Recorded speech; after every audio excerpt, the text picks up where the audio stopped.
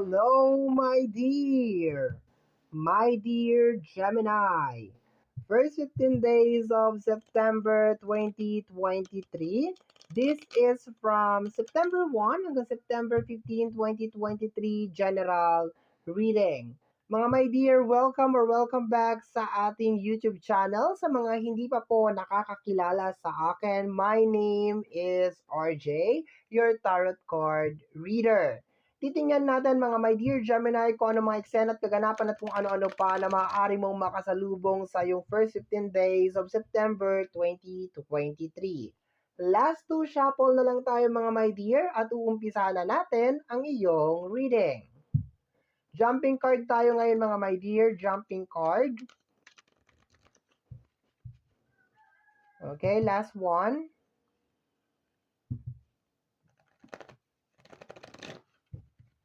Tapos cut na natin into 3.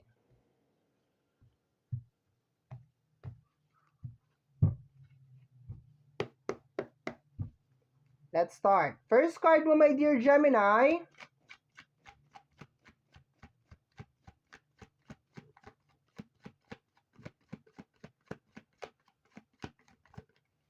Okay, ito na ang iyong first card. Hindi ako nagbabasa ng reversal. The Nine of Swords. Okay? Sa paglabas ng Nine of Swords, hindi dito yung energy ng overthinking, my dear. So, nag-overthink ka. Posible din na nahihirapan ka matulog o nahihirapan kang makapagpahinga. Yun ang nakukuha ko dito. Masyado kang apektado sa mga sinasabi o mga naririnig mo sa mga tao. Okay? Nag-overthink ka, my dear. Dagdagan natin, my dear, ang ating Nine of Swords para lumawak ang mensahe.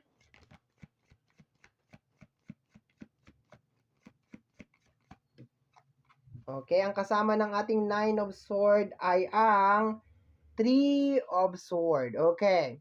So, my dear Gemini, sinasabi lamang dito sa card na to na kinakailangan mo nang mag-let go or kinakailangan mo nang magpatawad. Okay. Kasi the more na maraming galit dyan sa puso mo, 'di ba? Hindi lang naman ikaw ang nahihirapan o hindi lang naman sila ang nahihirapan kung sino ba to. Nag-overthink ka kasi, my dear, no? So, I think, my dear, ang first 15 days of September is more on pagpapatawad. Kasi hanggang hindi ka talaga nagpapatawad, my dear, hindi ka talaga matatahimik. Kasi makikita mo yung ating Three of Swords, my dear, oh. Pinapalaya niya na, my dear, lahat ng mga galit, lahat ng mga bagay na nasa puso niya, my dear. Pinapatawad mo lang naman, my dear. Hindi mo naman kinakalimutan yung mga bagay na ginawa sa'yo, okay?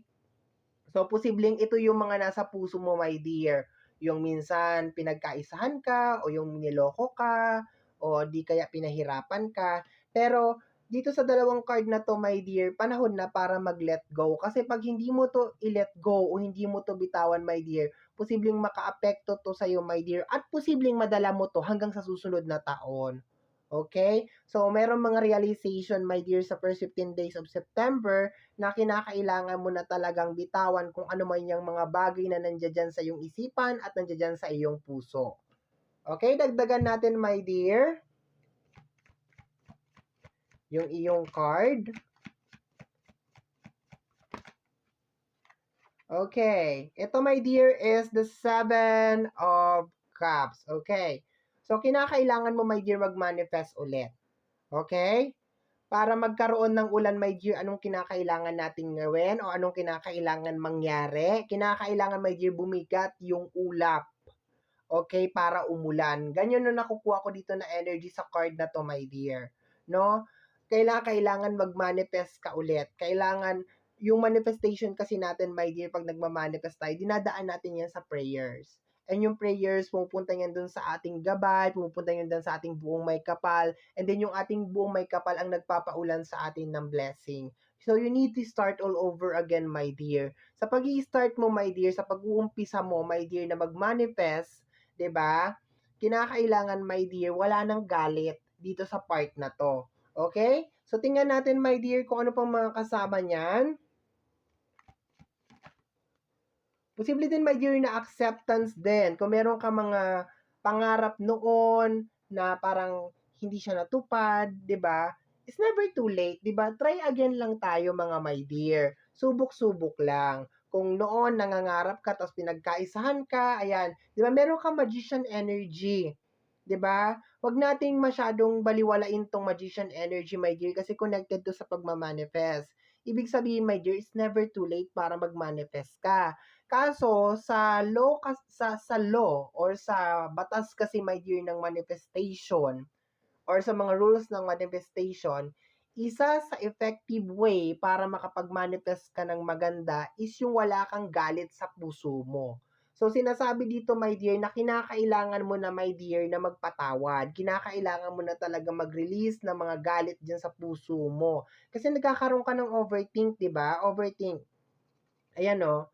So, lalo na kung meron kang kaaway, di ba, my dear, nag-iisip ka, ay baka sasaktan ako nito, baka maghihiganti to, di ba? Pero kung napatawad mo na siya, di ba, hindi ka na mangangamba, hindi ka na matatakot. Baka nga, kung napatawad mo na siya, baka ikaw pa yung mag-approach, baka ikaw pa yung kumausap sa kanya, and then sabihin mo sa kanya na, tama na tong eksena na to. Okay, mag-additional message tayo, my dear, sa ating Nine of Swords para mas maintindihan pa natin kung saan ba talaga nanggagaling itong overthinking mo, itong sleepless night.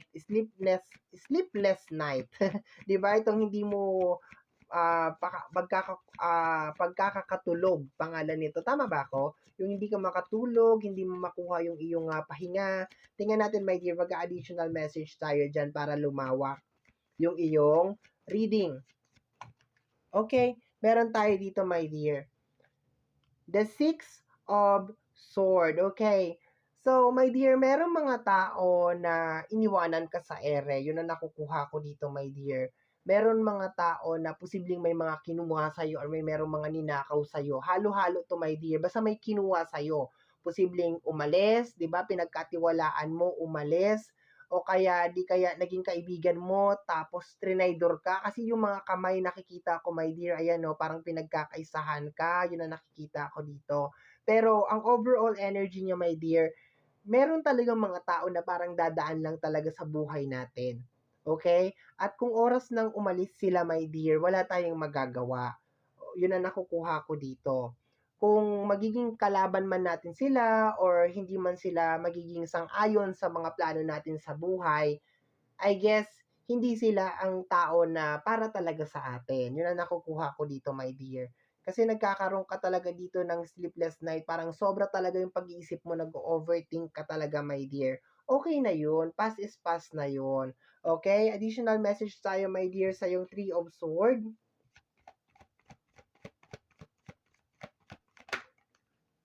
The Five of Cups. Okay? My dear, baka posibleng third party issue to, no? Kasi kung makikita mo, meron tayong 3 sword dito, meron tayong 3 cups na natapon sa baba. Pero kung makikita mo, my dear, you are still blessed kasi meron ka pa naman 2 cups na nandoon sa taas. Pero talaga nag-i-emote ka talaga dyan kasi posibleng hindi mo matanggap, hindi mo talaga maintindihan kung bakit nangyari na iniwanan ka. Okay, so tama tong energy ng Six of Swords. Iniwanan ka nga talaga, my dear. Pero palayain mo na, my dear. Palayain mo na. Meron din ditong ibon, no? Ayan, no? So, palayain mo na. Gusto nang lumaya eh. So, palayain mo na. Wag mo nang pigilan pa. You are still blessed pa naman, my dear. And marami pang mga opportunity na parating pa para sa'yo. Okay? Additional message ng ating Seven of Cups. Palayain na yung mga dapat palayain. Okay, the Hermit. Okay, si Taurus kanina nag-hermit din siya, my dear. Pero ikaw, my dear, I think nag-hermit ka regarding sa mga bagay na posibleng nakamit mo kung hindi ka gumawa ng, kung hindi mo ginawa to, kung hindi mo sinunod to, mukhang doon ka nag-hermit, okay? Parang doon ka nagkakaroon ng konting realization at saka ng pagsisisi, my dear. Pero okay lang yan, my dear. Ganun talaga. It's never too late. Kagaya nga ng sinasabi ko sa iyo, my dear, kung meron ka mga bagay na minanitas noon, tapos hindi siya nangyari, di ba? Di ba yun ang mga napapanood natin, my dear, sa TV? Minsan matanda na, nag-aral pa rin, nakagraduate pa nga ng college. Kasi it's never too late. Habang meron pang hangin, my dear, na tumatakbo dyan sa katawan mo, my dear, Never stop trying, never stop believing on yourself. Yun lang, my dear, pag nag-start ka ulit ng mga panibagong manifestation in life, always remember na tatanggalin natin yung galit sa puso natin para maganda yung flow ng manifestation at mangyayari talaga, my dear, kung ano yung bagay na minamanifest natin at pinapangarap natin sa buhay. Okay? Last card tayo, my dear Magician. Last card, Magician. Additional message tayo, my dear Gemini. The King of Sword. Okay. My dear, kinakailangan mo mag-isip dito ng maayos, my dear. Okay? Kung hindi nakakatulong sa'yo, wag mo nang isipin. Yun lang sasabihin ko sa'yo, my dear.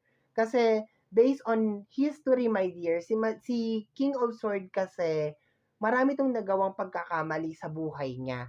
Okay? Kasi dahil nga sa overthinking niya, masyadong masyadong fix yung kanyang decision making, hindi niya na binibigyan pa ng second chance or something. So, nakikita ko dito, my dear, kung hindi naman nakakatulong sa pag-manifest mo ng mga bagay sa buhay mo para matupad ang mga pangarap mo sa buhay, my dear, I guess, panahon na para i-let go mo talaga to, my dear. Kasi in the past, according sa tarot, okay, tarot history, si King of Swords, marami tong mga padalos-dalos na desisyon na ginawa sa buhay. Okay, my dear? And posible na ito yung energy ng past mo na marami kang padalos-dalos na ginawa na desisyon sa buhay. Pero hindi naman ibig sabihin nun, my dear, na hindi mo siya pwedeng itama. Itama mo siya habang meron pang pagkakataon. Okay? Bottom deck of the card, my dear Gemini, is the Eight of Pentacles. Focus on your work, my dear. You are the magician sa first 15 days of September. Ibig sabihin, lahat ng mahahawakan mo will turn to gold. Diba? Mamaya sabihin mo na naman, lahat ng mahahawakan ko magiging gold. Ibig sabihin lang noon, my dear, wag maging pilosopo. Tutusukin ko ang mata mo.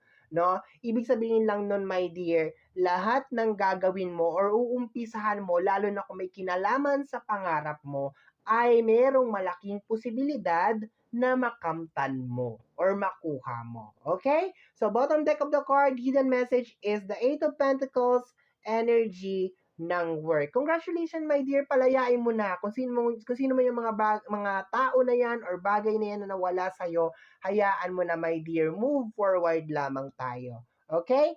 So, my dear Gemini, yan ang reading mo para sa yung first 15 days of September 2023.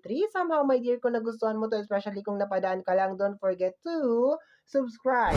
Click ko ang notification bell para ma-update ka sa aking mga upload and free to like, free to share, free to comment sa lahat ng ating mga videos. Once again, my name is RJ, also known as Apo J. Maraming salamat po and until next time. Bye-bye! Thank you, my dear!